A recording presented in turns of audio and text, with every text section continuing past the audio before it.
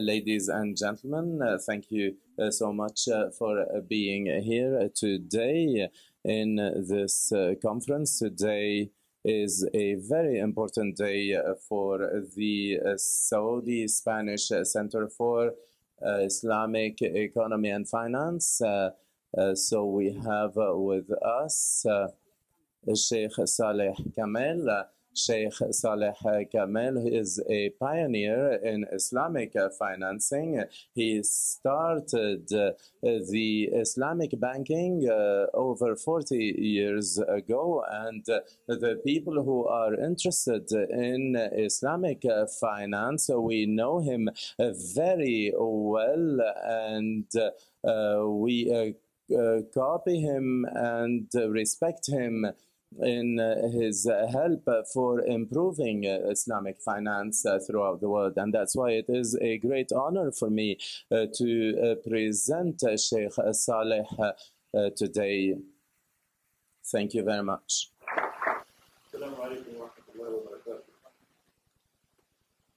Good morning. This is actually, assalamu alaikum. God be with you. We don't have, actually, the gentleman is not speaking in the microphone.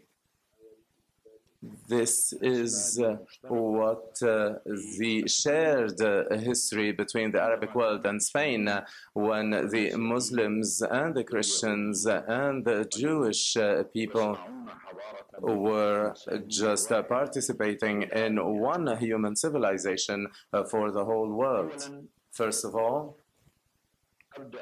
I will start thanking the King Abdulaziz University and IE Institute, and also the Islamic Economy Center in Jeddah and the Spanish Saudi Economic Institute in Madrid for calling me. I want to thank them for believing that I can just add a few words about Islamic finance and Islamic economy. This conference is on Islamic finance, and to be honest, I always like to talk about Islamic economy, and the financing is just a way, it's an instrument, and it's not an objective by itself. Islamic economy, the same as other heavenly economies that were given to the people of the book, being those Jewish people, Christian people, or Muslim people. There are basic principles and rules in those three religions about this. Among those rules is the prohibition of outrageous interest rates, and also in the three religions we have what we call the zakat, which is giving money to the poor, and also there are many principles and many basics in the three religions that lead me to say that this is a heavenly economy, because Abul Khalil, as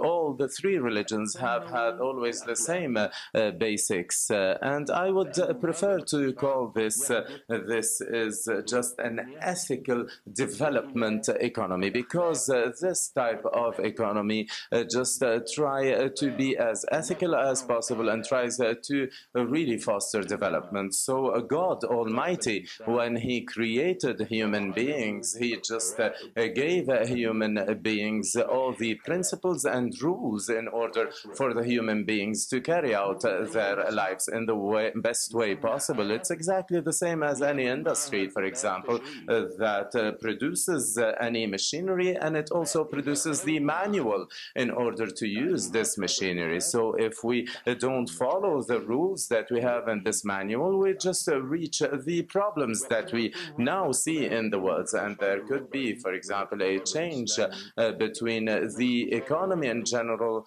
and the Islamic economy, which is that the traditional economy just made a distinction between the different types of production, whereas the Islamic economy does not believe that there is any problem in this kind of distribution. It just believes that the production is the reason and the principle itself. And God said that oh, I have created human beings to worship me. And then he said, I just created you from heaven, and I asked you to build this planet. So that's why we are obliged to build the planet that we are on. And this is a way to worship God, because this is the first commandment. Actually, I just created men and women in order for them to worship me. So if we believe that the construction and the work is a type of worship, we see that it is the same as in any other religions. We are just working to for this world. And when I say that God Almighty just gave us basic principles, we see that the very first principle is the zakat, and we see that this is present in all three religions. But in the Muslim religion, zakat was the third pillar of Islam because of its importance and because God Almighty, He just wanted to be the one who will be controlling the human beings. And this is not the Minister of Finance or the head of the tax authorities who has to do this. Zakat actually has to do with human beings and with their obligation to help the others. And I will be talking, for example, about what I have in order and the capital that I have in order to build and in order to develop. It's not the same one that I have for commerce, and that's why there was a very important importance given to the productive methods and not only to the traditional non-productive actions, because we need there is a difference between the money, that the capital that is used to produce something, and the one that is used not used to produce everything. So that's why zakat money is just given in order to foster industry and agriculture much more than commerce or the treasury. What is the treasury is just putting money without really investing it. It's just keeping this money, not investing the money. Islam sees it as an economic crime, and this crime has to be punished, and that's why there is a percentage of zakat that is taken from the capital and not from the benefits. So if we have a capital that is an original capital and we don't invest it, so that's why we have to pay for this. Well, zakat needs a whole conference and many conferences to explain this. So that's why I would say that it is a complete economic plan that no human mind can just create. So in general, this economic plan has many principles. The capital has to be used to invest. So there are different parts in different economic sector that have to receive a part of this capital. Each one of those economic sectors make the whole economy functioning. So that's why Islam did not just oblige spending the money in one sector or another. Not even the Prophet. There was a surah, for example, that there is a rule that says that we should spend the capital in 8 parts. They can cannot be 6, they cannot be 9, because God Almighty, He knew that those 8 different types of economy will be very important, and each one of those sectors, they are serving human beings. And unfortunately, in the 3 religions now, nobody is just applying zakat based on the economic principles that it is based on. So we many people are applying this following the text of the Sharia, not the concept that lies behind it, underneath it. The second very important point in Islamic economy is the prohibition of riba, the outrageous interests that are taken, because we take advantage from a weak person, because God Almighty, He said that the ones who will be taking and are these strong people, and they should be therefore cursed, because they are using the weak people, and those ones are cursed also. Why? Because this whole operation is not a just operation for the whole and a fair operation for all the world. For example, if there is any problem in the world, so what are the actions that are taken by the government is just to lower the interest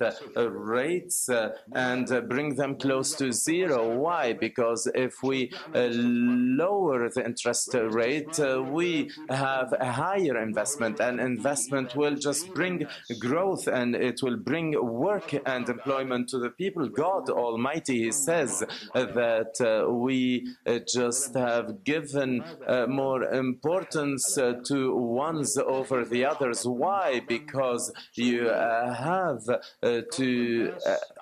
some people were just preferred over other people in order to find jobs and employment for them. So to find employment for people in Islam is a way to worship God. So if our God has preferred somebody, giving him more money, and this person did not use this money in order to offer employment to the other people, so he is not worshiping God correctly. So if we understood as rich people those 2 people, which is development first of all, and giving work to the people and employment to the people, so we will never have unemployment ever. But if we see that all the millions that God gave me, I am free to use them and do whatever I want with them, God will remind ye that this money is not mine, and I have to spend this money to help those who need it. So one of the basics of Islamic finance and economy is that the money belongs to God, and we are agents to use this money. So if I am an agent, so I am obliged to follow the rules of the one who owns this money and spending it. I cannot go against the wills of the owner of this money. If the owner asks me to work the land, if the owner of this money asks me to find employment for the people, I have to do so. So if I don't follow those principles, I won't be able to say that our economy is ethical or developmental, or that really respects and worships God, even if we belong to any religion. So for more than 40 years, to be exact, in the year 1970 or 1971, I did not understand anything about Islamic finance, and I have not heard about this. I used to read Quran and I used to read Hadith, but I did not understand the concept of Islamic economy. So I started my own work, and my mother asked me 2 years later, the peace with God be with her, she said, do you have any operations with banks? I said, yes, of course. And she said, this is not accepted. This is haram. She said, riba is haram. It is not accepted. I said, I just don't take any interest on my money. And she said, but if you need money, what are you going to do? And I thought that my mother did not know that much, and that I was much more knowledgeable than her. And she she kept repeating and repeating until one day she just talked to a great Islamic expert, Shaikh Rahmani, and he said, yes, that you have to grow your work. This is an obligation. He talked about Islamic Mudaraba. Mudaraba means that the money has to be brought from one person and the work from any profit. This profit has to be divided following the agreement between the two people, the one who put the money and the one who put the work from the other side. So the story is very long, but I talked about this story because I wanted to explain the principle of Mudaraba, because Mudaraba is one of the main Islamic financing instruments, and unfortunately now the Islamic financing is done in the banks that are used many financial instruments that are very far away from this principle of Mudaraba. Islam made Mudaraba the main instrument, a main way of financing, because there is a risk that is taken from the one who owns the money and from the one who is putting the work on the other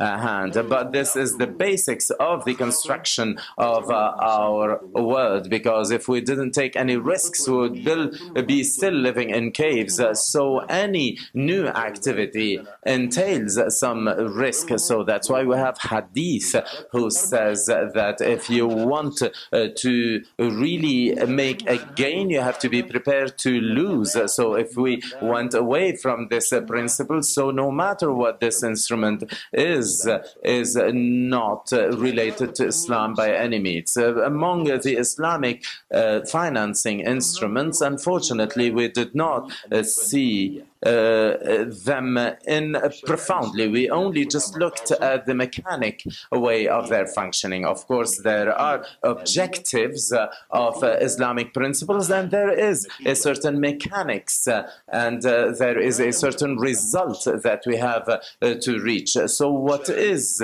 the main idea? If this follows the Sharia, if it is legal, so we make sure that the instrument is legal. If these conditions are not met, so we will not be ethical in our work and we will not reach our objective.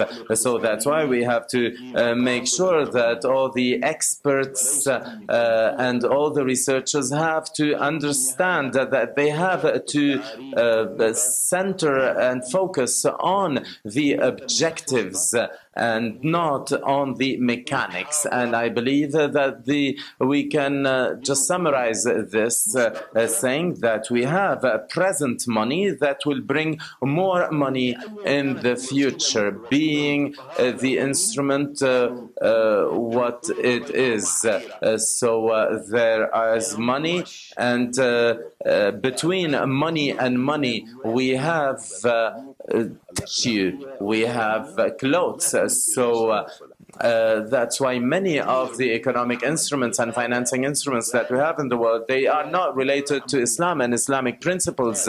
And many of the people who are just working in economy, they are not working because they believe that their objective is the best one, and it is really following the Islamic rules. They are just following what the needs that we see in the market, and that's it. When we started with the Islamic banking over 40 years ago, we never dreamed of reaching the level that we have reached now, thanks to the help of God throughout those 40 years of work. And now, and I had the High Commission of financial institutions, Islamic financial institutions and banks, and the amount of money in following those principles is more more than $1 trillion.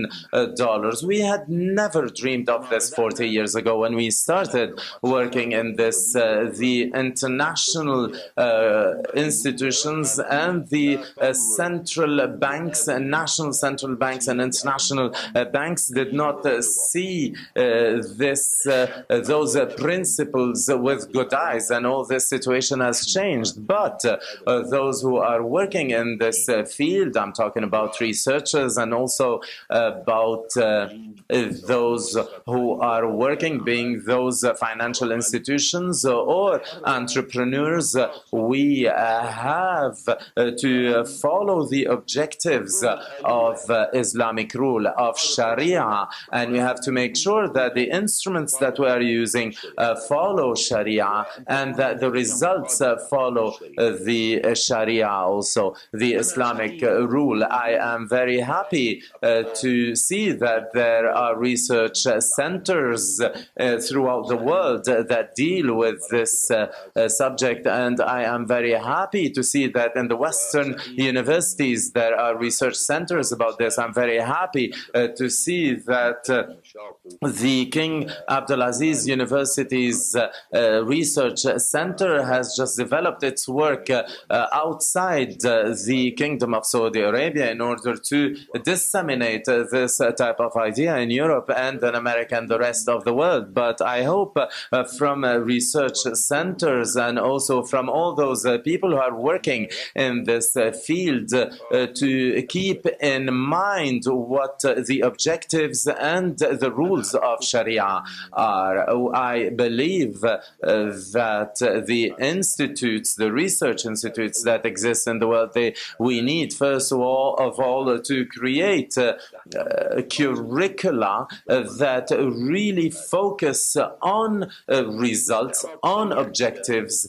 and on principles and on instruments in order to, for example, have, when we look at the different types of contracts that we have in Islam, the majority of them are based on the partnership, on musharaka, partnership, and not on giving a salary. The first salary in Islam was given by the first Caliph, Abu Bakr as-Siddiq. When he became a caliph, he wanted to go to his work. Next day they said, no, you are the head of the ummah. And he said, where am I going to find food? And they just gave him a salary. But the main principle in Islam is the Mudaraba, or is the Mushaka, which is the partnership in working the fields, and also the partnership. Most of the contracts in Islam are based on partnership. The economy, if it's not ethical, if it's not based on partnership, we will reach all the problems that the capitalism brought to us, or that communism also brought to us. We need to find a central position that will not forget the right of the individual and will not forget the right of the society as also. It will not go in one side or to another side. So this type of partnership, not the socialist model, the partnership model is the best way in order to have a balanced development among all the countries. The same as there is injustice between individuals, there is injustice between countries. There are many countries that have the strength and power in order to be unfair with smaller countries using financial instruments. The world financial system needs to be reformed because the international finance system is just linked today to the American dollar, and the dollar does not have any coverage, and America is the most the country that has the highest debt in the world, excuse me. So that if anything happens to America, the whole financial system in the world will just go down. So that's why we need to follow the principles of God of heaven, or of the ethics I believe that this is an order that was given from God to all of us in terms of zakat, in terms of riba, and in terms of all those different principles. So the Islamic financial instruments that we have today, some of them are just helping in fostering economy, the development of economy, and others also are a way to have more money with a smaller capital now. And between the capital now and the capital in the future, there is something that is sold. What is the need for selling something? If nobody needs that good to be sold, neither the one who buys it nor the one who is selling it needs this good. So we have a problem here. Here we are not saying that we have been able to make sure that Islamic finance has shown its importance in the very first days of first Islamic banks. The most important people in the Islamic banks were the purchase departments, and each bank had a warehouse because we don't only deal with money, but also, I deal with goods. I deal with the expertise in choosing things. There are different things in the world. So if the only objective is selling and making profit, so this is riba. And unfortunately, most of the instruments use a system where neither the buyer needs that good nor the seller is interested in that good. And many of the banks, they follow two systems. So being the capital Islamic or not, so you can be traditional or you can be Islamic in the way of investing your capital. This is not ethical. This is not Islamic. This is not an Islamic way or an ethical way of financing. So the whole world has the traditional banking system. Even the Islamic countries in the past years in Europe, the same as in our countries, those who used the riba, those excessive rates, were people who just practiced usury, and usury in the past was seen as a sin and the people had to hide. And nowadays we see that usury is just all over the world and nobody just cares. So that's why we have to go back to God, and we have to go back to a more ethical way of working. So that's why research centers are very important. That's why researchers are very important. We need to understand what are the objectives of the Sharia, of the rule, not only just focus our study and research on the instruments and on the mechanics. And I just don't want to go further because I have been too long. I want to thank IE. I want to thank King Abdulaziz University. I want to thank also the Islamic Economy Center in Jeddah, the Saudi Spanish Economy Center here. I want to thank the ambassador of the Kingdom of Saudi Arabia here. I want to thank also the students here for listening to me. Thank you so much for your interest. Shukran. About 15 minutes for questions. You can do the questions in Arabic, English, Spanish, French, I don't know any other, but just ask your questions, okay? Raise your hand so I can see you. Okay, over there, yeah. Mm-hmm.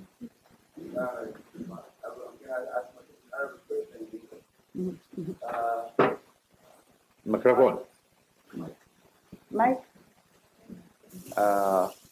I will ask the question first in Arabic and then English. وتشرفت يا شيخ صالح هنا في Yeah, I have the honor here. I'm the head of the Saudi club in this university. You are working in Jeddah and you're just helping and fostering the youth, and also you have a great expertise also in Islamic finance through Dallah, banking, etc. So how can you make sure that the real Islamic financing can help the young people in Saudi Arabia and in the rest of the world in a different way? I am going now to ask the same question in English. There is translation, okay, so I won't say it. I just said when I was just giving my conference that the real original instrument in Islamic finance is Mudaraba. What is Mudaraba? Is when we have somebody who owns a capital that he gives to another person who will use this capital and who will put his work. So this is the best way to really micro and medium finance. I believe that this is the best way to make sure that the entrepreneurs are just heads of their enterprises. And if there is a fund, for example, that gives you money and gives you money for nothing, and you just don't care about them, and you take this money and you buy a car because you don't give it any importance because it is free, I believe that the best way for financing is Mudaraba, this type of partnership. And in the Jeddah Chamber of Commerce, we have just put 100 million riyals in order to use the principle of Mudaraba and give the money to the young people and medium-aged people and the productive households also to use it and to work. But you as a partner in the Mudaraba, you have a responsibility. So if you don't really work, you will be punished as if you have robbed the money. But if you lost because you just put all the effort possible in investing this money, but you didn't achieve any results, so this is just the will of God.